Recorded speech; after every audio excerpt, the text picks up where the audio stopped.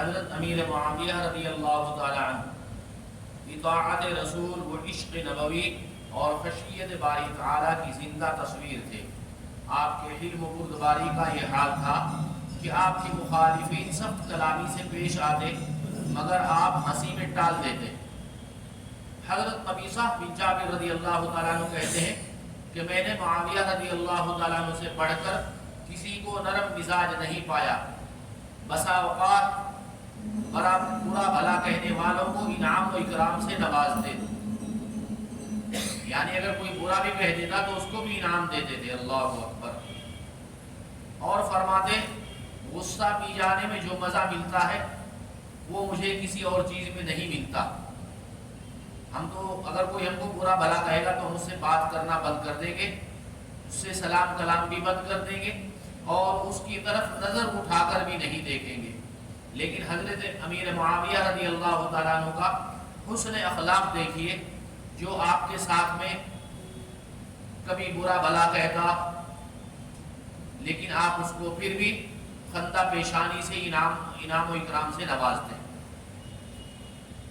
عشق رسول اللہ صلی اللہ علیہ وسلم کا حال یہ تھا کہ حضور اکرم صلی اللہ علیہ وسلم کی کچھ چیزوں کو محفوظ کر لیا تھا۔ اپنی وفات سے پہلے انہوں نے فرمایا حضور اکرم صلی اللہ علیہ وسلم کے بال اور ناخن مرنے کے بعد میری آنکھ، کان اور ناک میں رکھ کر اللہ کے حوالے کر دینا۔ اللہ کے نبی کے ناخن بھی ان کے پاس میں تھے اور بال بھی تھے، اور حضور اکرم صلی اللہ علیہ وسلم کی چادر میں مجھے کفن دے دینا۔ اطاعت رسول اللہ صلی اللہ علیہ وسلم یعنی رسول اللہ صلی اللہ علیہ وسلم کی فرما برداری اور عشق نبوی کا یہ حال تھا کہ ابو مریم ازدی سے یہ حدیث سنی، جس شخص کو اللہ نے مسلمانوں پر مقرر کیا اور اس نے ان کے اور اپنے درمیان پردے حائل کر دیے تو اللہ اور اس کے اور اپنے درمیان پردے حائل کر دے گا۔ یہ حدیث سنتے ہی آپ نے لوگوں کی حالتیں اپنے سامنے پیش کرنے کے لیے ایک نمائندہ مقرر کر دیا۔ آج کل جیسا منسٹروں کے یہاں پر دربار لگتا ہے، لوگ اپنی ضرورتیں لے کر کے جاتے ہیں، یہ ہمارے صحابہ نے بھی وہی کیا ہے۔ جس کی جو ضرورت ہو وہ آ کر سامنے رکھے۔ ان کی سادگی کا یہ عالم تھا کہ دمشق کے بازار میں پیوند لگی ہوئی قمیص پہن کر چکر لگاتے، یعنی اس وقت کے اپنے وقت کے امیر تھے لیکن کپڑوں پر پیوند لگے ہوئے تھے، اور دمشق کی جامع مسجد میں پیوند لگے کپڑے پہن کر خطبہ دیتے۔ غرض علم و فضل کا یہ سورج دمشق میں رجب المرجب 60 ہجری میں ہمیشہ کے لیے غروب ہو گیا۔ انا للہ و انا الیہ راجعون۔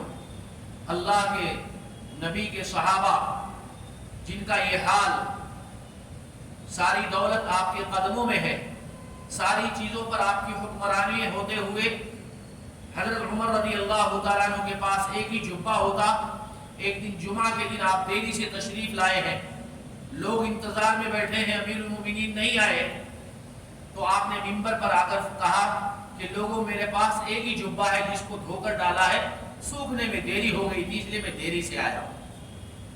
اللہ کی قدرت، زمین میں رکھے ہوئے خزانے، اللہ تعالیٰ نے زمین کے اندر مختلف قسم کے تیل کے خزانے رکھے ہیں جن میں پیٹرول، ڈیزل اور مٹی کا تیل انسانی ترقی کے لیے بہت ہی اہم اور ضروری ہے۔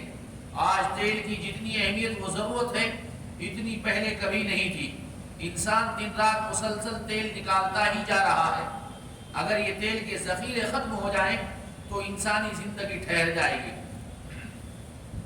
ذرا غور کیجئے کہ زمین کے اندر تیل کے یہ ذخیرے کس نے رکھے؟ اللہ تعالیٰ نے قرآن کریم میں فرمایا ہے، اور ہمارے پاس ہر چیز کے خزانے ہیں۔ زمین کے اندر کہیں سونا ہے، کہیں چاندی ہے، کہیں لوہا ہے، وغیرہ وغیرہ، اور ہم اسے ایک متعین انداز سے اتارتے ہیں۔ ایک فرض کے بارے میں، اذان جمعہ کے بعد دنیا کا کام چھوڑ دینا۔ قرآن میں اللہ تعالیٰ فرماتے ہیں ایمان والو، جمعہ کے دن جب جمعہ کی نماز کے لیے اذان دی جائے تو سب کے سب اللہ کی طرف دوڑ پڑو اور خرید و فروخت چھوڑ دو، یہ تمہارے لیے بہتر ہے اگر تم جانتے ہو۔ جمعہ کی اذان سننے کے فوراً بعد جمعہ کے لیے نکلنے کی تیاری کرنا اور سارے دنیاوی کام کاج کا چھوڑ دینا ضروری ہے۔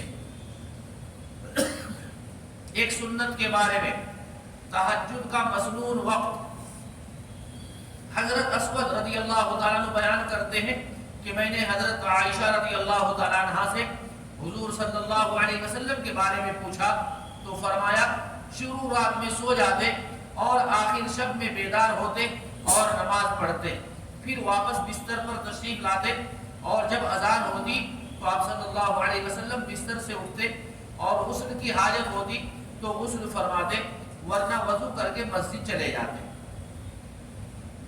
ایک اہم عمل کی فضیلت، اللہ کے راستے میں خرچ کرنے کا ثواب۔ رسول اللہ صلی اللہ علیہ وسلم نے فرمایا اللہ کے راستے میں جو خرچ کرے گا اسے 700 گنا ثواب ملے گا۔ اللہ کے راستے میں خرچ کرنا، اگر دنیا کے راستے میں خرچ کریں گے تو اس کا 700 گنا ثواب نہیں ملے گا۔